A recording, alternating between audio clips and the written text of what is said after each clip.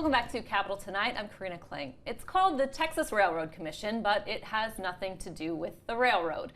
The name is always a misnomer. While it was originally established in 1891 to regulate the railroad industry, the commission has since been given the responsibility for overseeing the oil and gas industry, pipelines, and mining for coal and uranium.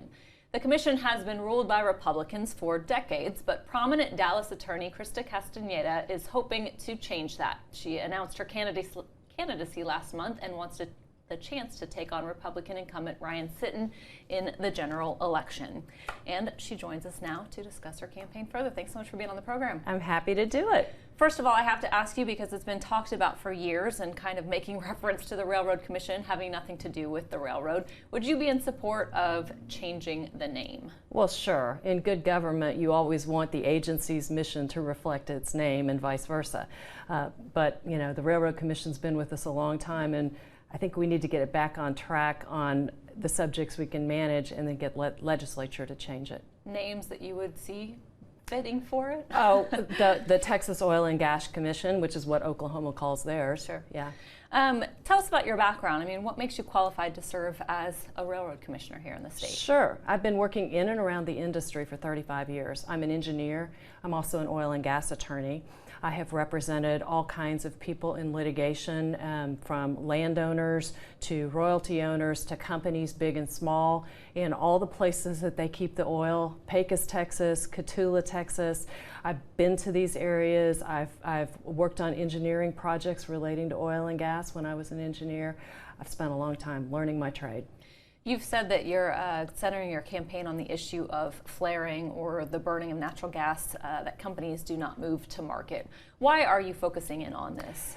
It's such a critical problem. It is such a waste of energy. We're spending billions to get this energy out, and we're lighting on fire enough natural gas that's produced along with the oil in the Permian to power the city of Houston.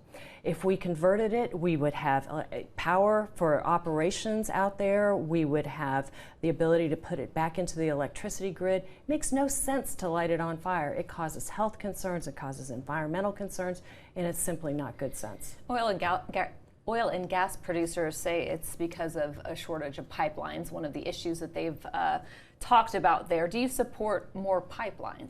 Well, let me back up first and challenge that premise, because the Railroad Commission just voted to allow an exception permit for flaring. Realize it's illegal after 10 days unless you get an exception permit. They voted to allow it to continue for a company that had pipeline capacity, because the pipeline apparently charged more than the producer wanted to pay. So it's not just a lack of pipeline capacity. And there's many ways to go about this problem besides pipeline egress. Again, generate power on site, turn it into compressed natural gas.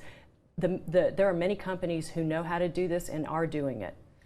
Speaking of pipelines, because it's been such a big deal in Central Texas, the Kinder Morgan's Permian Highway Pipeline, a lot of fight over that with cities, counties, some of the organizations in and around this area. Right.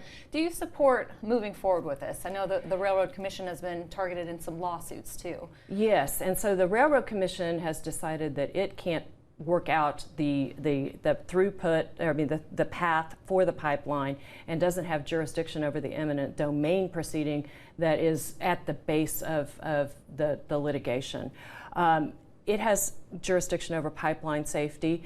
So putting all that to one side, we have a real challenge to move the energy to the markets it needs to be moved to and not impede personal property rights as we're doing it, real property rights as we're doing it. It's a real challenge, and frankly, the state of Texas needs a better mechanism to resolve all of this. Well, necessary for it to move forward in some form or fashion, though? Do you see that?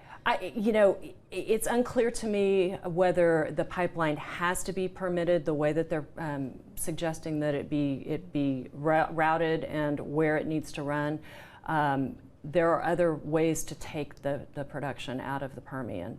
But obviously, Kinder Morgan's hoping to get that permitted. I did want to ask you just transparency at the agency. There's been some, long criticism for kind of a perceived lack of transparency and being so friendly with the companies that the agency regulates.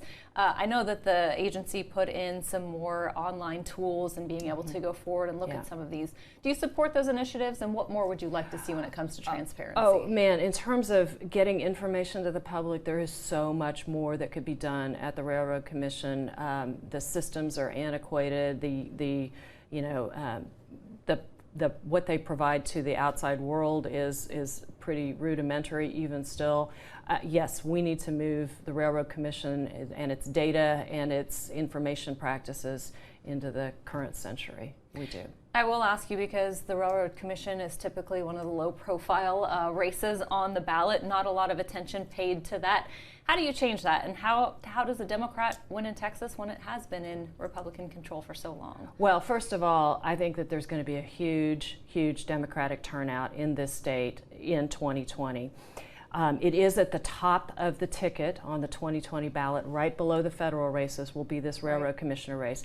But let me again emphasize the environmental interests that are at play here. This is our opportunity to roll back some of Donald Trump's attacks on clean air and clean water and methane, is to get competent regulation into the Railroad Commission and to really work on pressing some of these issues forward. That's how you elevate it.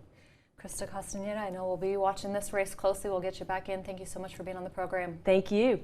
We'll be right back.